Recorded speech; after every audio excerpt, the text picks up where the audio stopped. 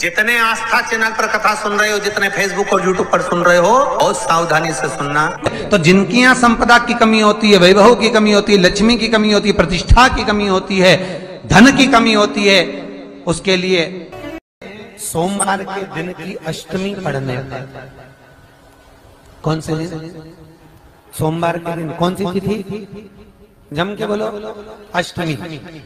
सोमवार के दिन अगर अष्टमी तिथि पड़े और उस दिन अगर 5 बेलपत्र भगवान शिव को समर्पित कर दिए जाए, तो व्यक्ति जो सोचकर, जिस कामना से, जिस मनवांछित फल के लिए बेलपत्र चढ़ाता है, उसकी वो कामना मात्र 3 महीने में पूरी हो जाती है। मात्र 3 महीने। एक बात बहुत सुंदर है, ध्यान रखिएगा थोड़ा सा।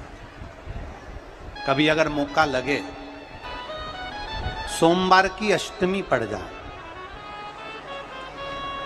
क्या पड़ जाए सोमवार की? जम के बोलो जरा। अष्टमी। या तो सोमवार की अष्टमी पड़ जाए, या हर महीने शिवरात्रि आती है, हर महीने आती है, या तो सोमवार की अष्टमी पड़ जाए या फिर सोमवार की शिवरात्रि पड़ जाए, हर महीने आती है। प्रयास करना कहीं से देसी गाय का दूध मिल जाए, थोड़ा सा दूध देसी गाय का मिल जाए, थोड़ा सा दूध अगर प्राप्त हो जाए, बेलपत्री के पत्ते से दूध कटोरी में लेकर, मात्र बेलपत्री के पत्रे से एक एक बूंद, अगर दूध आप एक बूंद अगर ज्यादा ना मिला हो, 1 चम्मच भी अगर आपको दूध देसी गाय का मिल गया हो, और सोमवार की अष्टमी पड़ जाए या सोमवार की, जम के बोलो, शिवरात्रि पड़ जाए, उसमें केवल अगर देसी गाय का दूध मिल जाए, जर्सी गाय का नहीं हो, देसी गाय का अगर दूध मिल जाए, बेलपत्री के पत्ते से, तुम्हारे घर के अंदर अगर शिवलिंग है या मंदिर में शिवलिंग है या तुम्हारे नजदीक में कोई शिवलिंग है, उस पर बूंद बूंद, एक एक बूंद अगर शिवलिंग पर दूध समर्पित कर रहे हो, श्री शिवाय नमस्तुभ्यम, नमः शिवाय, या षडाक्षर मंत्र ओम नमः शिवाय, या 33 अक्षर का मंत्र महामृत्युंजय मंत्र, इसका स्मरण कर कर शिव जी पर देसी गाय का दूध समर्पित कर कर इस बेलपत्री को अशोक सुंदरी वाली जगह पर अगर आप समर्पित कर देते हैं, फिर आप जिस भी चीज के लिए अप्लाई करें, मेरा देवाधिदेव महादेव आपका हाथ पकड़कर खींचकर आगे बढ़ा ही दे। मेहनत करना, कर्म पूरा करना, पढ़ाई अच्छी करना, और पढ़ाई के साथ में विद्या अध्ययन करने के साथ में, अच्छी मेहनत के साथ में देसी गाय का दूध भगवान शंकर को समर्पित करना, भगवान शंकर को समर्पित करना, देसी गाय का दूध धीरे धीरे धीरे धीरे समर्पित करना, भावों के साथ आप समर्पित करें। देसी गाय का दूध एक एक बूंद समर्पित करें, धीरे धीरे समर्पित करें। और देसी गाय का दूध जब धीरे धीरे समर्पित करें, बड़े रास्ते से, आनंद से धीरे धीरे जब आप समर्पित करेंगे, बेलपत्री वही दूध में सनी हुई बेलपत्र अशोक सुंदरी वाली जगह पर, उस समय पर डंडी का भाग शिवलिंग की ओर नहीं होना चाहिए, उस समय पर डंडी का भाग जहाँ से पानी बहकर जाता है अशोक सुंदरी की ओर से, वहाँ पर होना चाहिए। कार्य में सफलता मिलती ही है। शिव तत्व को धारण कर। सोमवार की अष्टमी का मतलब आपको इंदौर की कथा में बताया था, जिस दिन शंकर और पार्वती के मिलन का दिवस हो, और केवल एक माता पार्वती के अकेले मिलन का नहीं, 64 योगनिया तक भगवान शंकर से मिलने के लिए आती है। पीला चंदन लगा लेना। कितना लगाना है?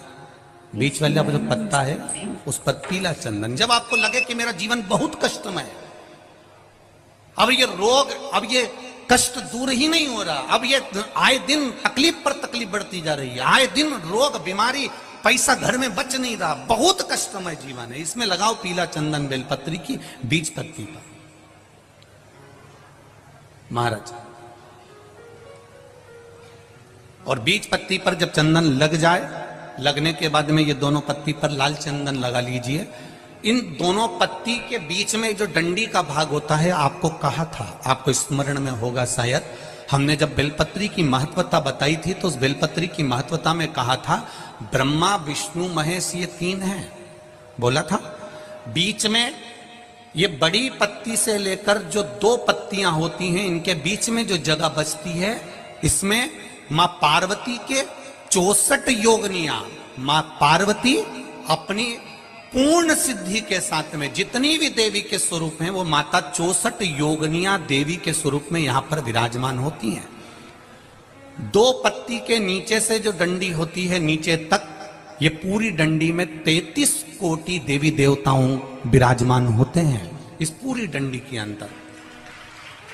तो ये बीच वाली पत्ती है, ये जो बीच वाली पत्ती का जो भाग होता है, इस पत्ती के भाग में शहद का प्रयोग कर कर, यहां पीला चंदन, लाल चंदन, शहद का प्रयोग कर कर, इसी तरह से पकड़कर ये बेलपत्री की जो डंडी है वो अशुक सुंदरी पर जब आप स्त्री को चढ़ाकर केवल आपके हृदय की बात कहकर देवाधिदेव महादेव से कोई भी शिव जी का मंत्र, पंचाक्षर, नमः शिवाय, षडाक्षर, ओम नमः शिवाय, श्री शिवाय नमस्तुभ्यम, या महामृत्युंजय मंत्र, जो शिव का मंत्र हो आपके पास में, उसको बोलते हुए देवाधिदेव महादेव को धीरे धीरे जल की धार चढ़ाना प्रारंभ करो।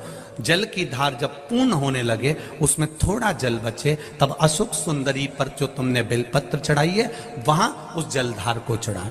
ये प्रयोग आपको केवल सोमवार की अष्टमी पढ़ने पर ही करना है। कौन से दिन करेंगे? जम के बोलिए जरा। सोमवार की अष्टमी पढ़ने पर यह प्रयोग करें और जल चढ़ाकर बाबा से विनती कर कर उसी बेलपत्र को वापस उठाकर कहीं जलाशय में या किसी पेड़ के नीचे विसर्जन कर दें और एक लोटा जल वहां भी चढ़ा दें।